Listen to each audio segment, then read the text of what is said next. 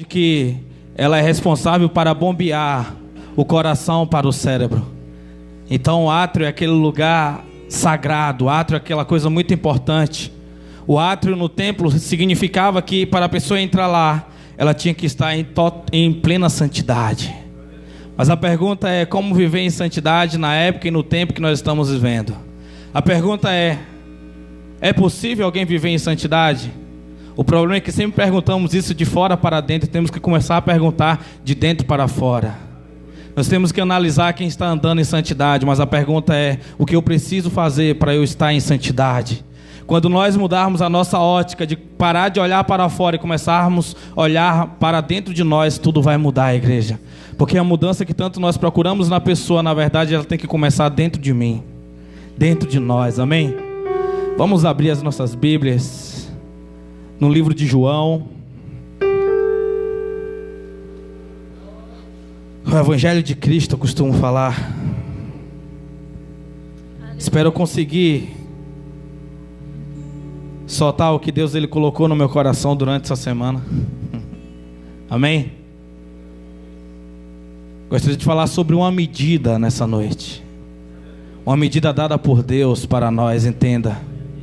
Deus ele tem dado uma medida para cada um de nós. Nós precisamos entender e identificar qual medida Ele está usando conosco nesse tempo, nessa geração e para com essas pessoas, amém?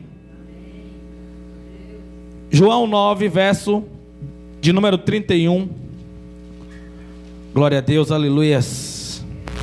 Glória a Deus. Rei dos reis, te adoramos,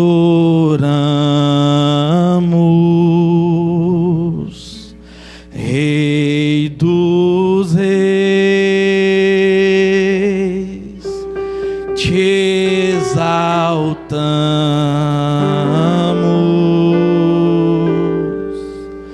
vem e toma o teu lugar aqui.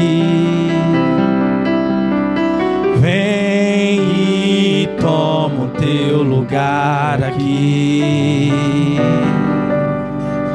Vem e toma o teu lugar aqui. Vem e toma o teu lugar aqui. Amém? Amém? Quem está feliz nessa noite? Se você não está feliz, você sabe por que você está triste?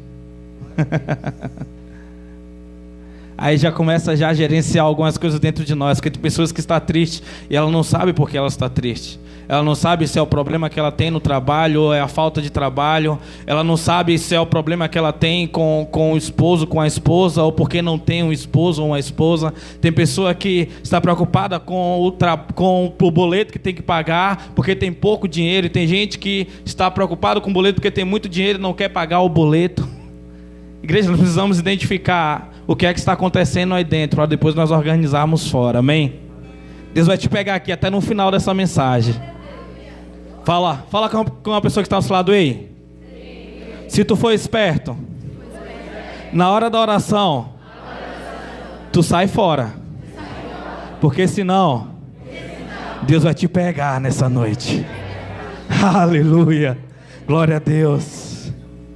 João 9,31 diz assim. Quem achou, dá um glória a Deus. Glória a Deus. Quem não achou, fala, volta à escola bíblica. Glória a Deus. Amém? Está escrito assim: é sabido que Deus não ouve pecadores. Na tradução de alguns, é sabido que Deus não ouve a oração de pecadores. Isso já é para preocupar nós, igreja. Só esse versículo, só essa parte A do versículo já é para nós já entrarmos em desespero, rasgar as nossas vestes, jogar no chão e pedir socorro a Deus. Vou ler mais uma vez, talvez você não entendeu. É sabido que Deus não ouve pecadores, mas enviem. Mas, porém, entretanto, todavia, a todo adorador de Deus e a todo que faz a sua vontade, esse Ele atende. Amém? Então quem é que Deus ouve? Todo adorador. Então aqui está fazendo um parâmetro muito pesado nessa noite. Deus está fazendo, Ele está dando duas extremidades aqui para nós, os pecadores e os adoradores. Ou seja, o pecador não é adorador. O pecador, ele na verdade está em rebeldia contra Deus. E o adorador, ele está em um estado de santidade, fazendo com todas as suas obras, oferecendo para Deus. Então entenda, se você na sua mente agora acusa algum pecado, você não está adorando a Deus. Você está em um estado de rebeldia contra Deus. É por isso que Satanás nunca mais ele pode adorar a Deus. Ele pode cantar músicas bonitas, ele pode falar em línguas estranhas, ele pode voar, ele pode fazer tudo quanto ele quiser, menos adorar a Deus, porque o estado dele é de um pecador, um condenado ao inferno. Mas para nós Deus deu a oportunidade de nos arrependermos e entrar em um estado de santidade através de nosso Cristo amado Jesus. Coloca a Bíblia no teu assento aí. Que Deus tenha uma medida de graça para derramar aqui na sua vida nessa noite. Eu espero que você se desespere nesse momento, que você tome uma atitude na sua vida. Não, o problema não é aquela pessoa que você deixou em casa. O problema não é as pessoas que levantam outras pessoas contra você, não. O problema é você que está em rebeldia contra Deus, achando que está tudo normal. O problema sou eu, o problema somos nós. Nós nessa noite precisamos se posicionar. Quando Deus ele derramou essa mensagem no meu coração, confesso aos irmãos que quando eu pensava nessa mensagem eu chorava essa semana. E hoje à tarde eu dobrei o meu joelho e comecei a orar a Deus, entendendo o quão indigno eu sou de estar pregando e trazendo essa mensagem aqui. E ao mesmo tempo eu agradeci a Ele pela graça e pela misericórdia dEle. Igreja, eu não sei o que é que se passa aí dentro, mas Deus ele quer virar algo aí dentro. Deus ele quer mudar aí dentro. Sim, nós estamos na época de perseverar.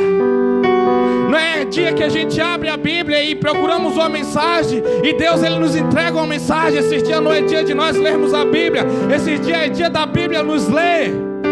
E conformidade que ela vai nos lendo, nós vamos sendo mudados, não melhorados. Precisamos ser transformados. Entenda, se você veio aqui hoje ganhar alguma coisa, o Evangelho, ele não veio para te dar alguma coisa, ele veio para tirar coisas de você. Sim, tirar tudo. Ele veio tirar o seu dinheiro, ele veio tirar os seus projetos, ele veio tirar o seu tempo, ele veio tirar os seus sonhos para você viver os sonhos, os projetos de Deus. Hey! Esse é o Evangelho da cruz. Esse é o Evangelho do amor. Esse é o Evangelho da prosperidade. É Deus em nós, a esperança da glória.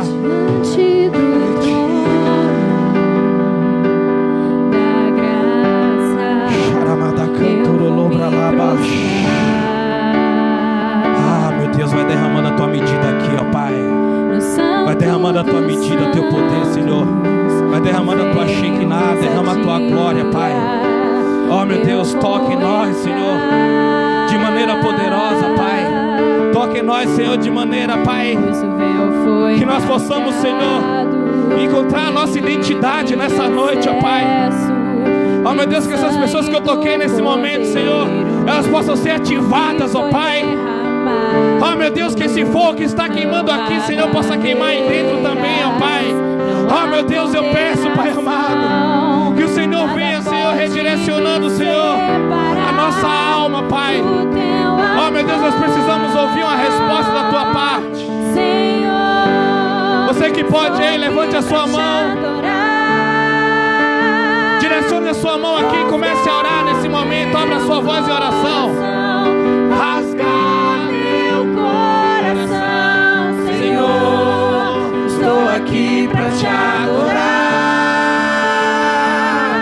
Rasgar meu coração, rasgar meu coração.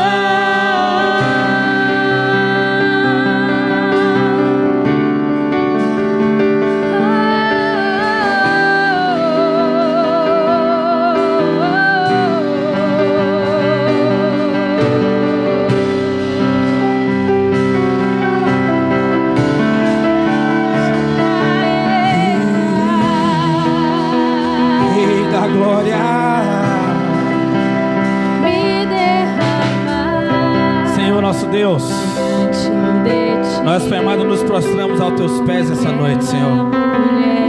Meu Deus, eu não vim aqui trazer palavras bonitas, Senhor. Não vim aqui, Senhor, mostrar uma capacidade de pregação a qual eu não tenho, Senhor. Mas eu vim aqui, Senhor, para ser a tua voz, Pai amado, nessa noite, Pai. Meu Deus, que essa palavra não fique apenas nos nossos intelectos, Senhor, mas que ela desça ao nosso coração, meu Pai. Meu Deus, sendo assim, Pai, meu Deus, eu sopro toda a tristeza, Senhor, desse coração. Oh, meu Deus, eu sopro, Pai amado, tudo, Senhor, que está tirando, Senhor, o Senhor do centro da vida dessa mulher, desse homem, desse jovem, desse adolescente, ó Pai. Mas eu peço, meu Deus, que nós possamos sair daqui, Senhor, completamente, ó Pai, convictos do teu poder, dos teus planos, da tua glória, Pai, em nome de Jesus, em nome de Jesus, em nome de Jesus. Ei! Aplaude e glorifica esse Deus aí, igreja. Que beijou os teus pés pra te adorar. Podemos assentar?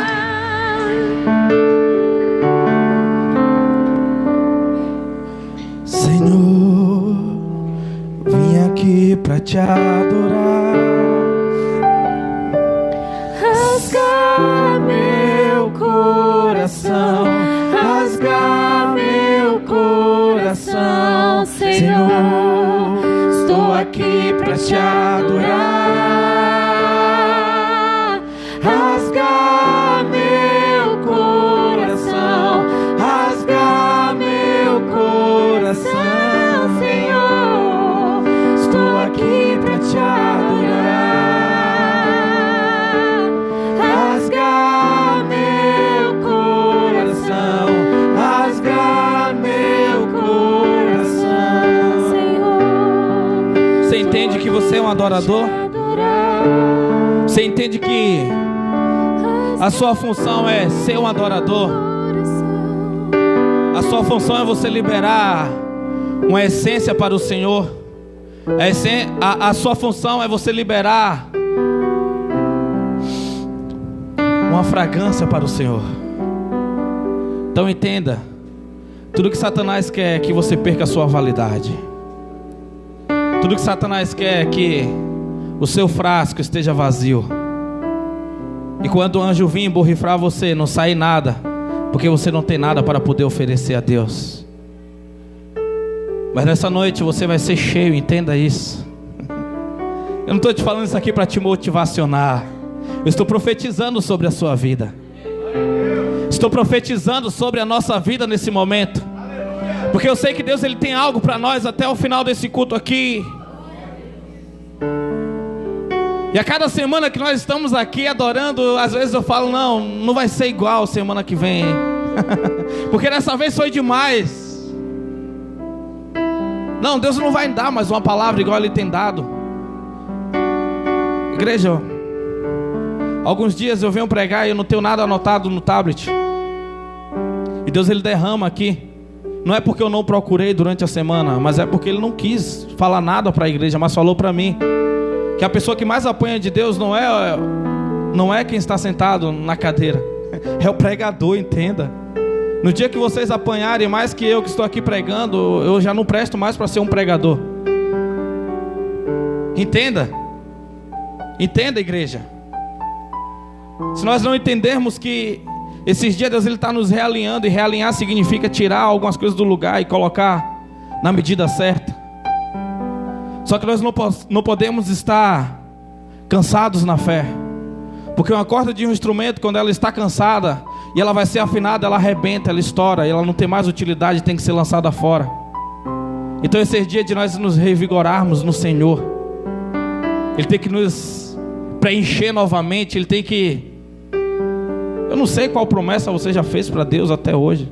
Eu não sei quantas promessas você já fez, mas você sabe o que você prometeu para Ele. Você sabe o que é que você já ofereceu a Ele e você pegou de volta. Você sabe o que é que você disse que não era seu, mas no momento devido que Deus falou bem assim: ei, dá para não sei quem. Você falou, não posso porque é meu. Você tinha dito para Deus que não era seu. Eu não sei o que é que está aí dentro aí. Eu não sei o que é que está te confundindo aí dentro aí. Mas eu digo para você nessa noite, que você que está aqui dentro é uma das pessoas mais poderosas do mundo.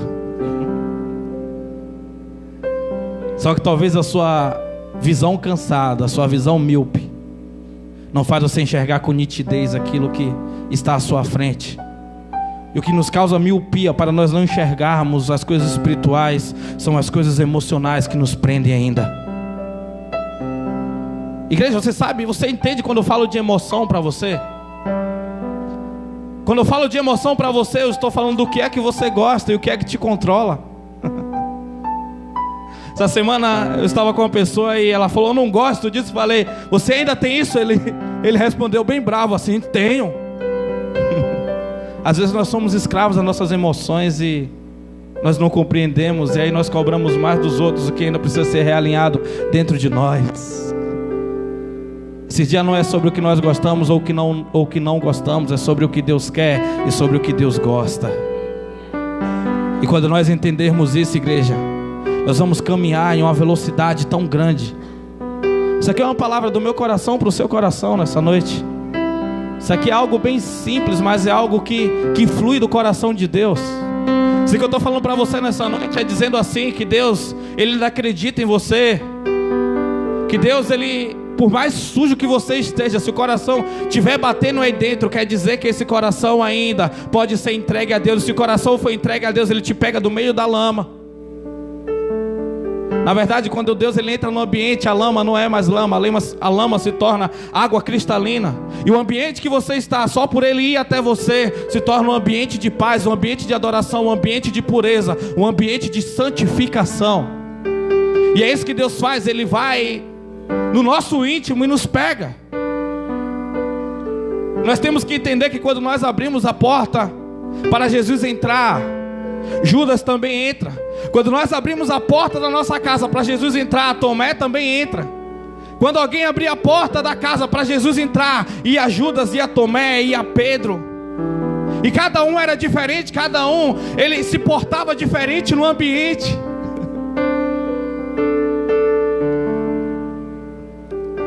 Igreja, entenda, nós não podemos aceitar apenas Jesus. Temos que aceitar as pessoas que também aceitaram Jesus. Entenda, as pessoas elas podem te trazer problemas, mas elas não podem ser o seu problema. As pessoas podem te trazer problema, mas elas não podem ser o seu problema. Enquanto você enxergar que as pessoas são o seu problema, na verdade o problema é você, e você não quer resolver. Igreja, quando nós entendemos, abrimos esse nosso coração, tem pessoas que realmente merecem que a gente pegue aquela luva de boxe. Não, a luva de boxe ainda é macia. Pegue uma ripa mesmo e acerte e alinhe. Mas lembre que quando você tem essa vontade de bater alguém, quem está precisando é você tomar essa ripada. Porque tudo aquilo que você odeia em uma pessoa, você tem uma probabilidade de 90% de ter o mesmo problema que ela. A diferença é que você não tem coragem de fazer e falar o que ela fala. Mas no dia que nós entendemos o que é o amor, no dia que nós entendemos o que é que Deus está derramando dentro de nós, nós vamos ser impulsionados de uma maneira tão grande, igreja. Mas para isso nós precisamos entender qual medida Deus está derramando dentro de nós. Eu te pergunto nessa noite, qual medida o Senhor tem colocado dentro de você? Qual medida você recebeu da parte de Deus essa semana? E como você está administrando isso que está chegando até você? Às vezes Deus ele coloca uma medida de dor dentro de nós. Como? Sim, para nós aprendermos a lidar com a dor. Às vezes Deus ele coloca uma medida de rejeição dentro de nós. Para quê? Para nós aprendermos a lidar com as rejeições.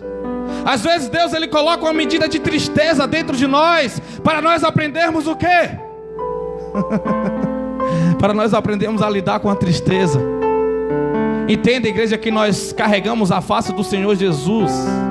Nós carregamos a face do Senhor Jesus. Então quando as pessoas olham para você triste, arrebentado, elas falam: Jesus está fraco. Se até o pastor está assim, imagine eu. Se o irmão da igreja, que é o mais espiritual, está assim, imagine eu.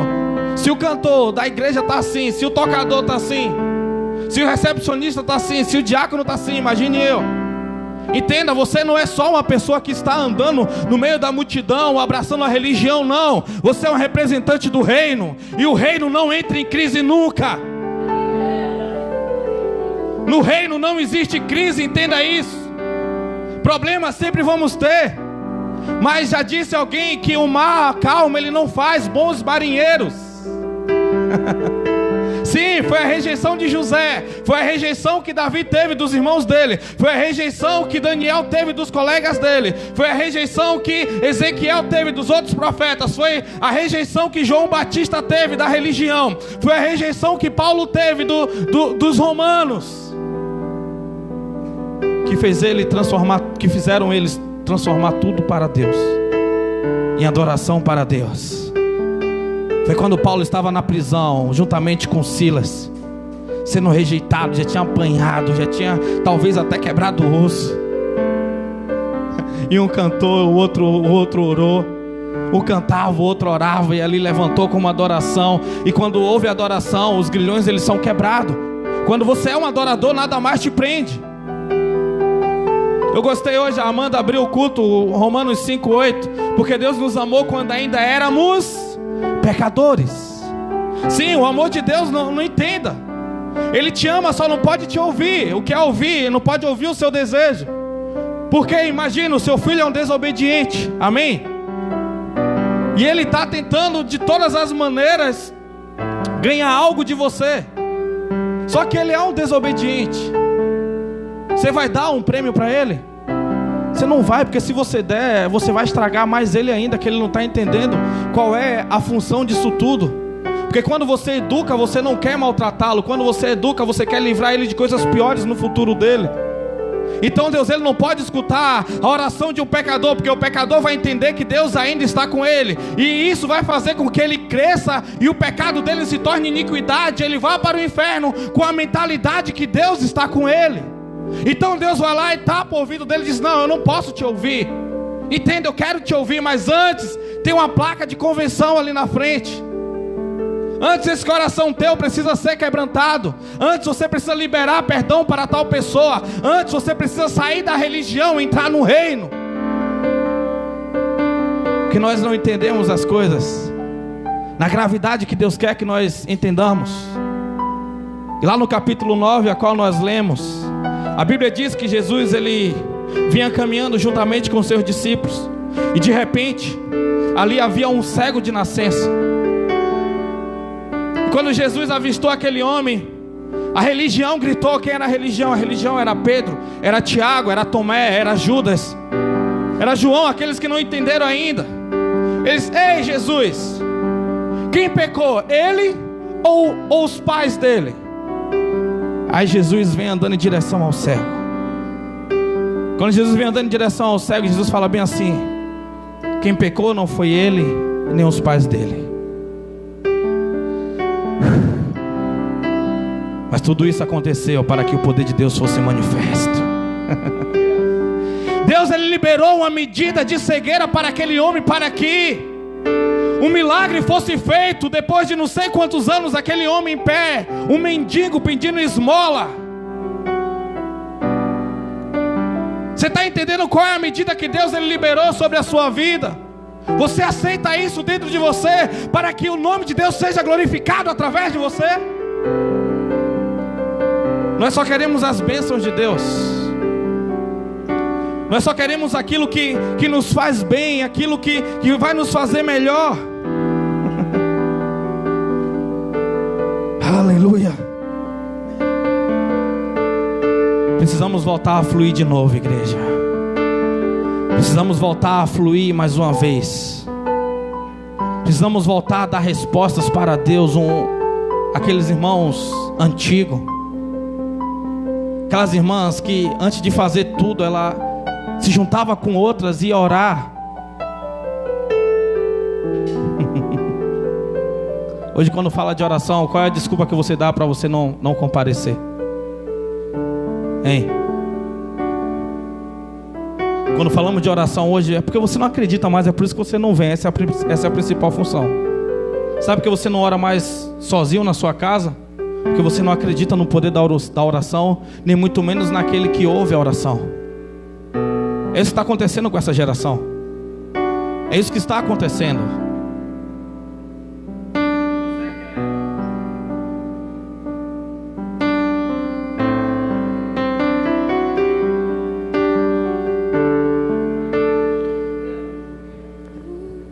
Glória a Deus. Você que é um cara espiritual aqui na igreja, quanto tempo a sua mulher vê você orando na sua casa? Quanto tempo a sua mãe vê você orando na sua casa, de joelho, lendo a Bíblia? Quanto tempo o seu esposo vê você de joelho, orando?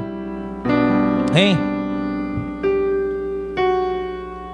Quanto tempo ela vê você gastando, lendo as Escrituras? Quando foi a última vez que a sua esposa viu você chorando sozinho no seu quarto porque você estava orando? Quando foi a última vez que o seu esposo viu você chorando sozinho no seu quarto porque você estava conversando com Deus? Quando foi a última vez que os seus pais, que os seus filhos, que as pessoas que vivem com você viram você lá prostrado aos pés de Jesus, chorando, pedindo: Deus, me dá uma resposta, eu preciso da tua resposta? Entenda, a oração não é um evento de uma igreja, a oração é o combustível de um cristão. Às vezes alguém diz assim: ah, pastor, pode fazer uma reunião de oração? Pode. Aí não vem ninguém, só ela vai lá e se frustra e fala: ah, eu não vou mais para aquela igreja porque aquelas pessoas não querem oração. Começa com você, meu amigo.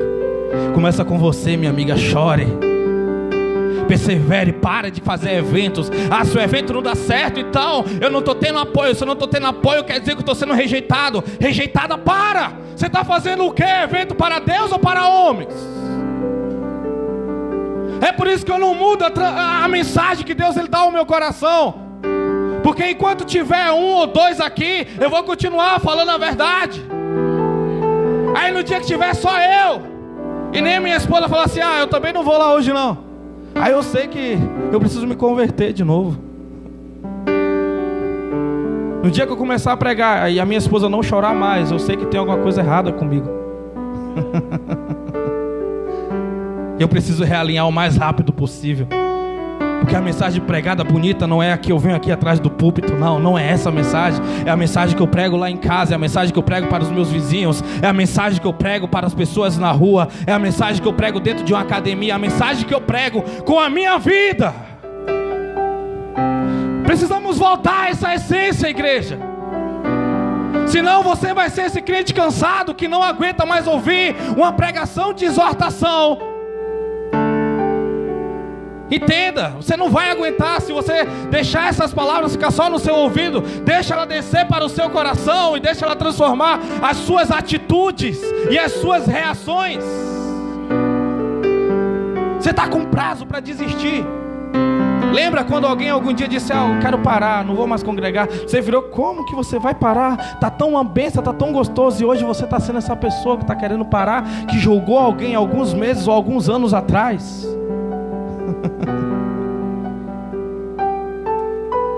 Ei, Deus ele te ama demais para você querer parar agora no começo de tudo.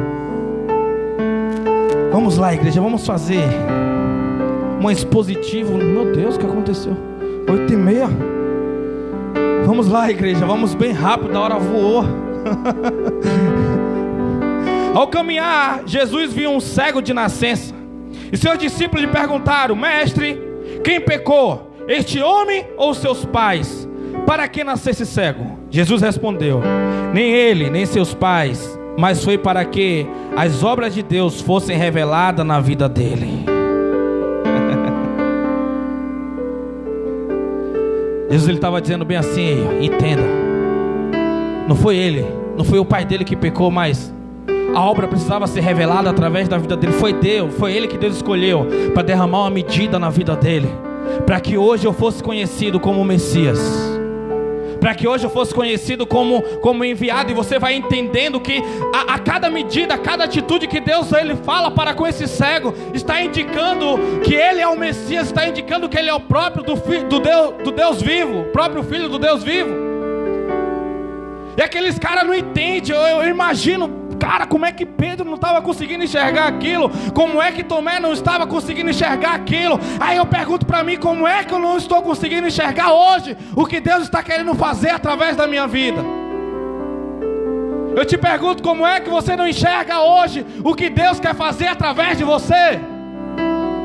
O que a religião quer fazer é que você seja um membro de banco, um membro que não falte cultos, para que a igreja não esteja vazia, que você seja um bom dizimista e que você não dê escândalo na cidade para não manchar o nome da igreja. Isso é o que a religião quer. Mas o que eu quero é que você se desperte, você acorde, você se levante como um pregador, como um missionário. Ah, quem me dera que eu chegasse aqui domingo. Cadê os irmãos? Eu não sei. Um foi para a França, o outro foi para a África, o outro foi para Minas, o outro foi para a Bahia. Tá todo mundo fazendo missão. Eu não sei o que aconteceu. Tem várias casas com placa de venda e alumínio, porque eles estão cheios do Espírito Santo de Deus. Estão fazendo a obra aí para fora. Me diz quem é o pastor que quer isso. Pastor não quer isso não. Pastor quer ficar mudando de lugares cada vez maior para poder atrair público e as outras autoridades olhar e falar: não, ele é um homem de liderança, olha. Eu quero é o reino, igreja. Eu quero que o reino seja manifesto lá na tua casa. Esse é o segredo, é quando o reino ele começa a queimar dentro de nós. É quando nós desistimos da nossa própria vida para viver a vida de Deus. Nós não precisamos de cristãos melhorados, nós precisamos de cristãos transformados. Transformados pelo poder do Espírito. Aquele que respondia ao Pai não responde mais. Aquele que era preguiçoso em casa agora é trabalhador. Sim, isso é o evangelho de verdade. O evangelho não é quantos versículos você tem memorizado, nem quantas músicas você sabe, nem quais palavras bonitas você consegue usar. O evangelho é a simplicidade de você sujeitar ao seu próximo. Se sujeitar ao seu próximo, independente da capacidade dele. É você acolher, é você abraçar, é você aceitá-lo. Ontem nós estávamos em uma clínica de reabilitação. E nós estávamos ali fazendo um culto. E aqueles caras olhavam assim. E na testa de um estava escrito assim: o que é que esse cara veio fazer aqui? Eu respondi: olha, eu não recebi para eu estar aqui. E nem estou recrutando membro para a nossa igreja. Porque nós estamos a quase 100 quilômetros de distância de casa. Tá bom? Eu estou aqui porque eu amo você, cara. Rapaz, aquele cara começou a chorar naquele momento. Aquele cara começou a chorar naquele ambiente. Sabe por quê, igreja? Porque Deus precisa de alguém esses dias que ame outras pessoas, independente do que elas irão oferecer de volta. Sim, Deus quer esses dias alguém que volte a amar. E é por isso que eu digo para vocês que hoje à tarde eu chorava falando com Deus que eu sou indigno, porque eu não sei amar. Eu estou aprendendo ainda, igreja. E amar significa você se doar, significa você entregar o que você tem e o que você não tem.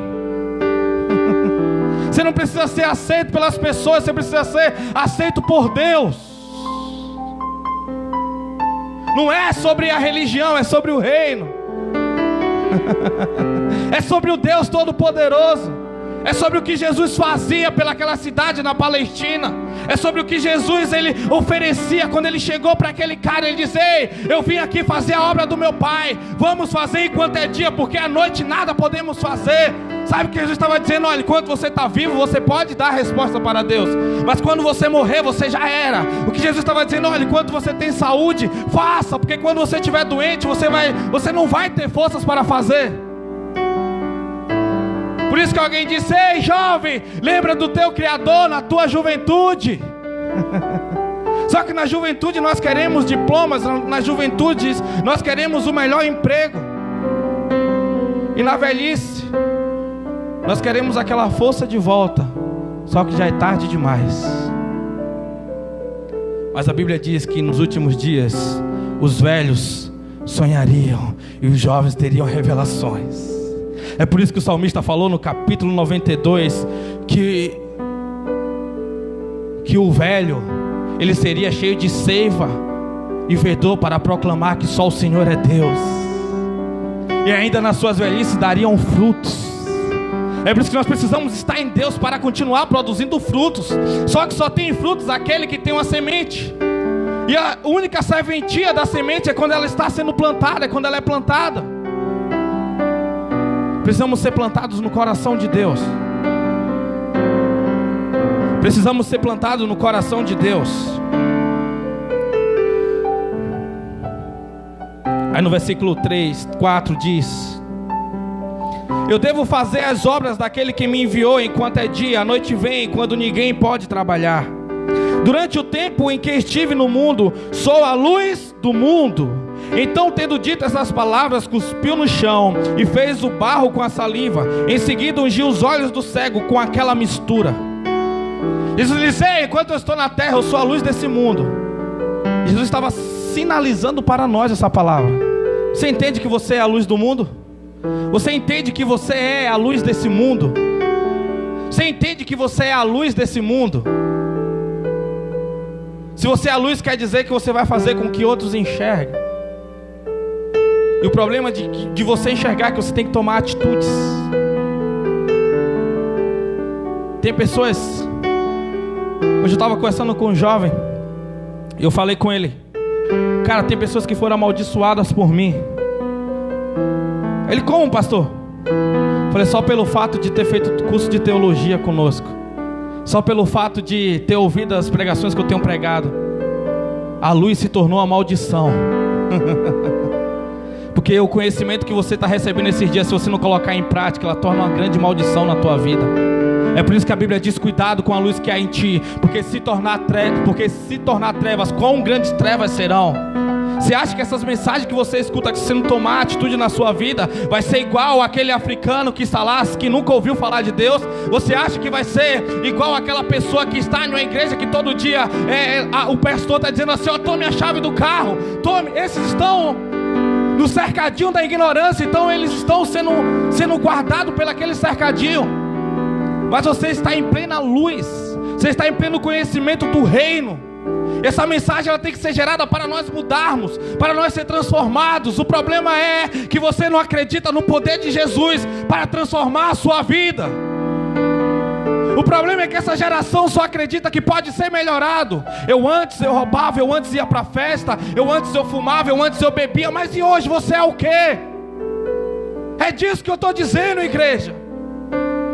Não mude de um ex para um atual religioso.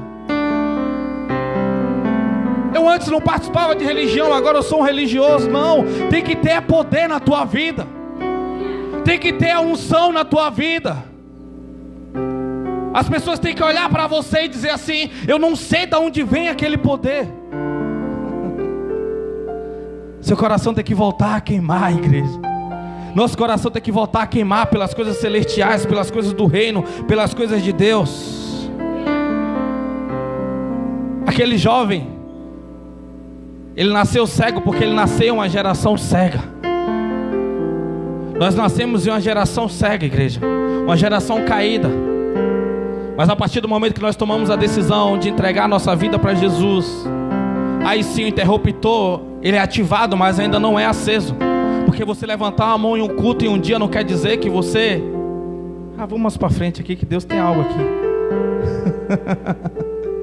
Não quer dizer que você está salvo, porque o poder não está em você ter levantado a mão em um culto. O poder está no seu novo nascimento. O poder está... E quando Deus ele revela para você algo da parte dele, o poder está quando Deus se revela para você.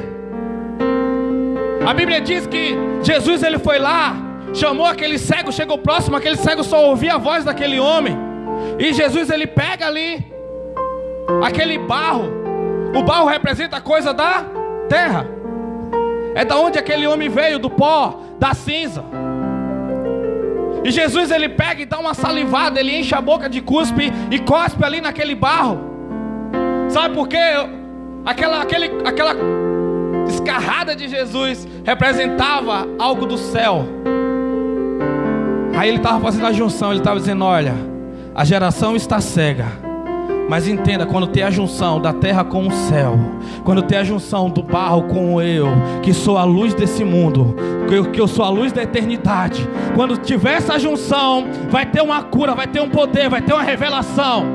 Aí Jesus, ele vai lá no olho daquele homem, passa aquele barro e diz bem assim: ei, vai lá em Siloé. O tanque de Siloé significa enviado.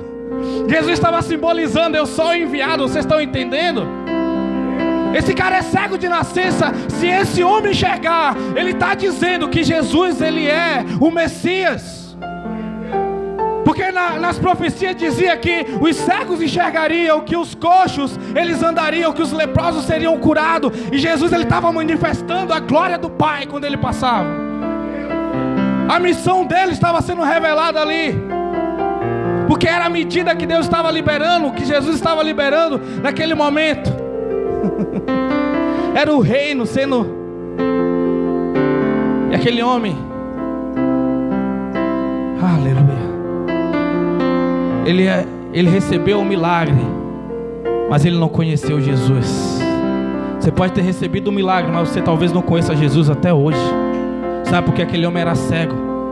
E aquele homem foi andando para o tanque de Siloé, talvez segurando nas paredes, e com seu coração com a forte esperança, dizendo: foi Jesus que passou lá, foi Jesus que passou em Canaã da Galileia, é Ele mesmo, é Ele mesmo. E quando ele chegou ali naquele tanque de Siloé, que ele pegou a água, colocou as mãos dentro daquele tanque e lavou seus olhos, ele começa a enxergar a primeira vez a forma da sua mão, ele começa a enxergar as cores daquele ambiente. Ele olha e fala: como esse céu é azul, cara. E ele começa a olhar fisionomia de pessoas, e eles não entendiam. Era um sábado, a alegria daquele homem, um tempo tão difícil. Aquele cara se alegrava, aquele cara cantava, aquele cara adorava e falava: ah, Jesus, Tu és o poderoso, cara. Oh! Porque o milagre chegou na vida daquele homem naquele dia. Ele entendeu o que é voltar a enxergar. Voltar a enxergar, não, ele entendeu o que é começar a enxergar. No dia que você enxergar o que é que Jesus ele tem para fazer através da sua vida, no dia que você enxergar quem você é. Porque aquele homem, quando ele olhou na água, a primeira coisa que ele fez, que ele viu, foi a fisionomia dele. Ele começou a se enxergar quem ele era. Nós precisamos se enxergar quem é que nós somos. Você precisa enxergar quem você é. Entenda que você não é uma boa pessoa. Enquanto você tiver uma política: ah, eu sou bonzinho, eu sou certinho, às vezes eu ajudo pessoas. Você não é bom, cara. Bom é só Deus. Bom é só Deus, entenda isso. Bom só é Deus. Você não presta, entenda isso. Falo isso com todo amor. Você precisa de Jesus, nós precisamos de Jesus. Eu não presto. Entendo o que é. O que presta é o que Ele colocou dentro de nós. Mas esse vaso que carrega o tesouro, ele vai ficar aqui na terra, porque ele não tem utilidade nenhuma. Ele já está amaldiçoado. Aquele cara, ele volta. Aleluia.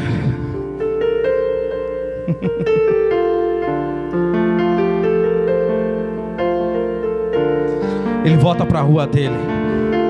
Quando ele volta na rua dele, os seus vizinhos falam: parece fulano de tal, ele era cego. Aí o outro diz: não, não é parecido, mas não é ele. Aí aquele cara, ele vai lá e... Entenda, a audição de um cego é muito boa, porque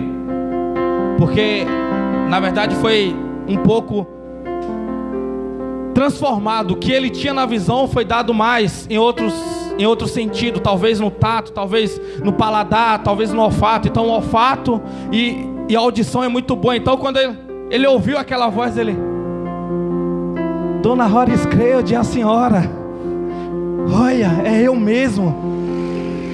Como você está enxergando? Como assim? Tem um tal de Jesus. O profeta Jesus, ele se encontrou comigo. Ele colocou as mãos sobre os meus olhos, e os meus olhos começaram a ver. O testemunho sobre Jesus começou a expandir naquela cidade, começou a espalhar. Tem um tal de Jesus que cura. Tem um tal de Jesus que ele curou o meu vizinho. Meu vizinho era cego de nascença. Aí caiu no ouvido da religião, caiu no ouvido dos fariseus. O cara falou: ei, tem alguém que está querendo nos dar problema. Tem um tal de Jesus aí que ele está fazendo uma farsa. Ele está dizendo que ele curou um cego de nascença. Aí os caras falaram: quem é esse cego? Traz ele aqui no templo. Entenda, quem era cego não podia entrar no templo. Quem era coxo não podia entrar no templo, porque entendia que ele foi amaldiçoado pelo pecado dos pais dele, ou ele mesmo carregava algum pecado. Então ele não podia entrar no templo. Então a primeira vez esse cara é chamado no templo. E ele chega lá, quando ele chega, ele começa a observar aquelas paredes, aqueles templos bonitos. Ele: cara, eu agora posso adorar aqui dentro desse templo. Eu agora posso adorar aqui dentro dessa igreja. Imagina, igreja, às vezes nós acusamos o católico apostólico romano, porque ele prostra para Maria, ele prostra para o Santo Antônio. E a Bíblia diz que tem boca, mas não anda. Tem boca, mas não fala. Tem pés, mas não anda. Tem mão, mas... Eu te pergunto, essa parede aqui, ela fala? Esse chão aqui anda? Às vezes nós não adoramos imagem de escultura, mas nós adoramos uma placa, adoramos uma igreja. E nós somos muito diferentes. Ontem eu estava indo para Itapecerica e Deus, Ele falou comigo isso muito forte. Sabe por quê? Eu estava conversando com alguém essa semana, ele falou bem assim: eu pensei que você ia para tal igreja. Se você fosse para tal igreja, eu iria também com você.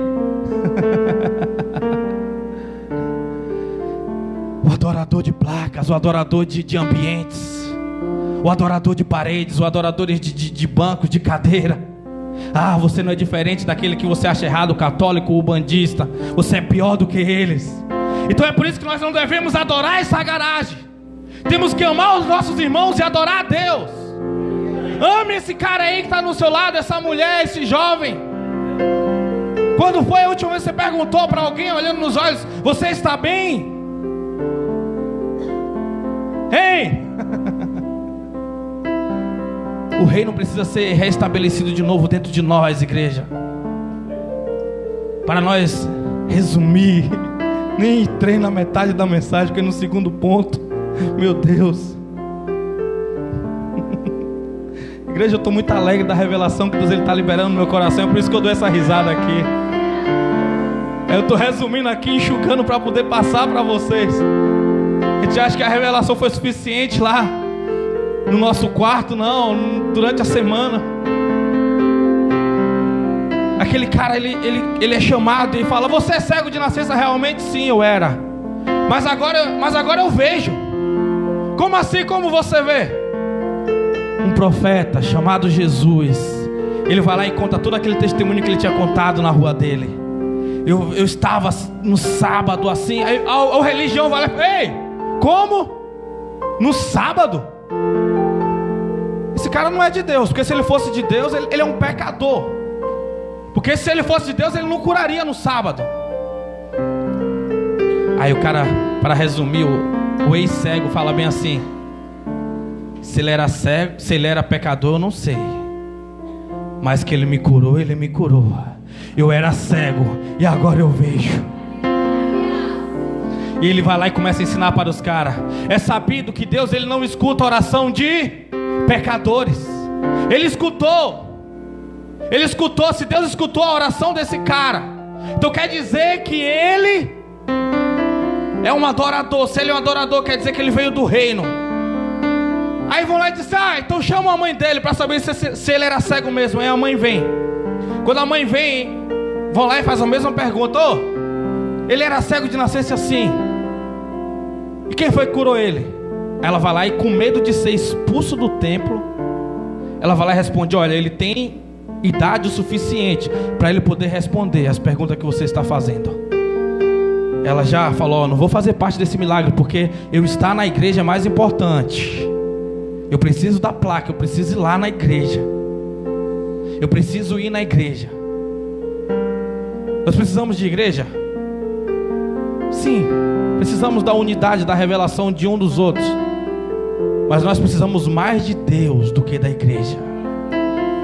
Nós precisamos mais de Jesus do que da igreja. Precisamos manifestar mais os milagres do que as placas. E é por isso que nós não temos placas. Aleluia, glória a Deus. É porque Deus, Ele quer o nosso coração. Deus, Ele quer o nosso coração.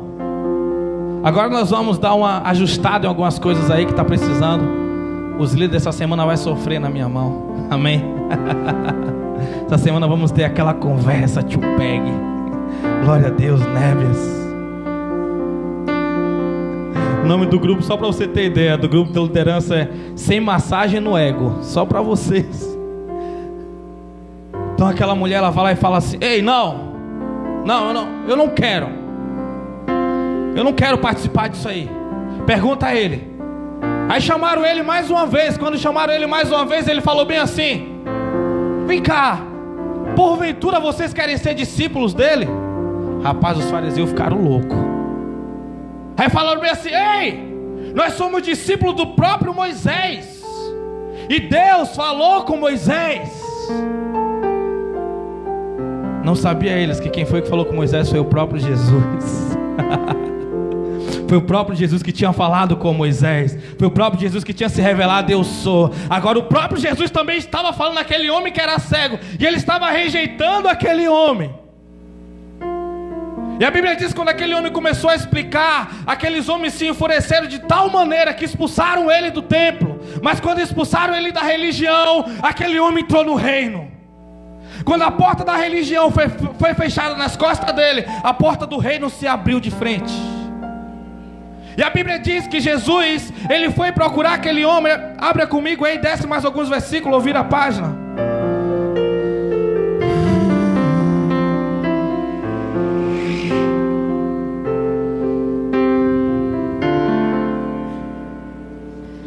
Deixa ser a geração que busca tua glória mais que a própria vida. João 9,35. Amém. Igreja, não sai daqui igual, por favor. Meus amados, não saia daqui igual, não saia daqui ainda de cabeça baixa, porque tem um pecado que você ama demais, tem alguma coisa que você ama mais do que Deus. Sofra a dor nessa noite da rejeição ao pecado e entre em um ambiente de glória, entre em um ambiente de adoração a Deus. Saia daqui pingando sangue da facada que você mesmo está dando no seu próprio coração, para que ele se submeta a Deus. Mas saia daqui diferente, por favor. Represente o reino nessa cidade. Alguém pode levantar e dizer que está pronto a amar a Deus nessa noite?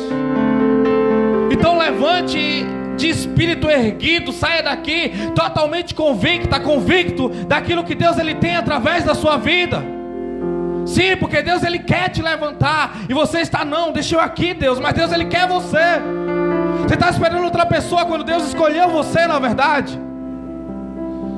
Verso 35 diz: Jesus ouviu que haviam expulsado, e quando o encontrou, lhe disse: acreditas tu no Filho de Deus? O homem respondeu: quem é ele, Senhor, para que eu possa nele crer? Jesus lhe assegurou: Tu está vendo? É este que te fala. Então declarou o homem: Senhor, eu creio. E prostrando-se diante de Jesus, o adorou. Então revelou Jesus: eu vim a este mundo para julgamento, a fim de que os cegos vejam e que os que veem se tornem cegos. Alguns fariseus que estavam com ele o ouviram essas palavras, perguntaram a Jesus: porventura nós também somos cegos? Afirmou-lhe Jesus: se vós fosseis cegos, não serias culpado, mas uma vez que alegais, nós vemos, por essa razão o pecado persiste dentro de você. Se você estava cego nessa noite, se você está cego ainda nessa noite, Jesus ele quer te curar. Mas se você está vendo e você ainda continuar nessa vida, não tem muito para ser feito por você. Não tem muito para ser feito por você. Eu não sei para onde esse cara foi, mas eu no lugar dele eu não largaria o pé de Jesus nem um segundo. Jesus estava na cruz, eu estou lá embaixo esperando. Cara. Mas eu também não sei dizer se Jesus chegou para ele e disse: agora que você não tem serventia para os homens, você tem serventia para mim ou meu Pai. Então vai você sendo missionário nessa direção aqui. E aquele homem saiu daquela cidade, foi morar em uma nova cidade, sendo ali um dos que dava testemunho do milagre de Jesus. Se coloque de pé nessa noite.